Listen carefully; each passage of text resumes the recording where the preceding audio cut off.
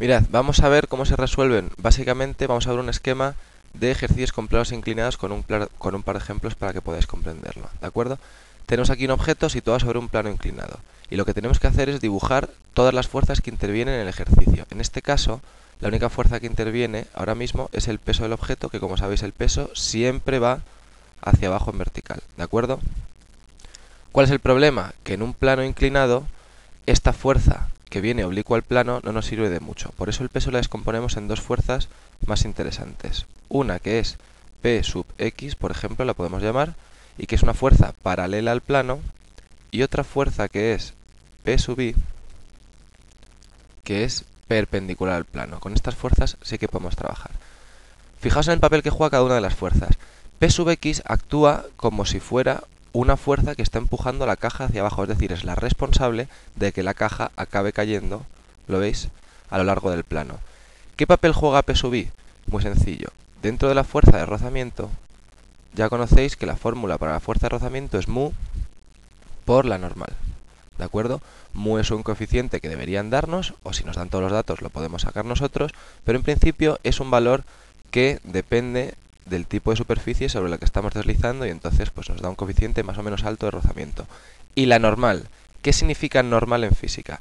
La fuerza normal se refiere a la fuerza perpendicular al plano, es decir, en este caso es P sub I, no es el peso, sino que la normal, es decir, la perpendicular al suelo, es P sub I, ¿de acuerdo?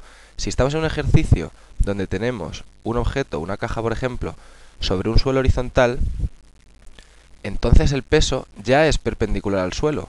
Por eso ahí la fuerza de rozamiento sí que es, vamos a ver, es mu por la normal, y la normal en este caso es el peso, ¿de acuerdo? Pero en un ejercicio en un plano inclinado, el peso, la fuerza que veis en negro, no es perpendicular, sino que sería P sub I. Por lo tanto, P sub X es responsable de que el objeto caiga, pero P sub I es responsable de la fuerza de rozamiento, es decir, que P sub I es responsable de que el objeto se frene, ¿de acuerdo? Esta sería la fuerza de rozamiento, ¿de acuerdo? En función de cuánto esté el plano de inclinado, pues podríamos decir que ganará P sub X o ganará la fuerza de rozamiento. Si el plano no está muy inclinado, si P sub Y es muy grande, la fuerza de rozamiento será mayor que P sub X y por lo tanto a lo mejor el objeto no se mueve. Pero si P sub X es suficientemente grande para que esto empiece a caer, entonces se aplica la fórmula básica para todos los ejercicios de dinámica. Es decir, resultante de fuerzas es igual a masa por aceleración. ¿Y qué fuerzas voy a poner yo aquí en juego?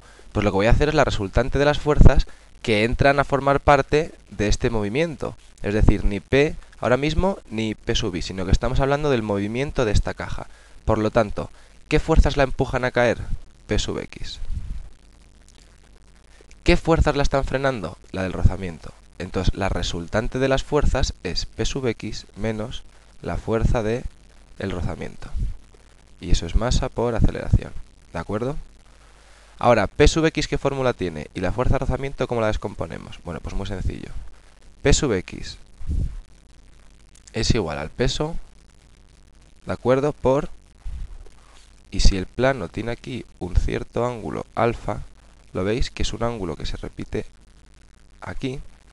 P sub X es el peso por el seno de ese ángulo, ¿de acuerdo? Luego aquí pondríamos peso por el seno del ángulo. La fuerza de rozamiento, ya hemos visto, vamos a ver esto. Esto es peso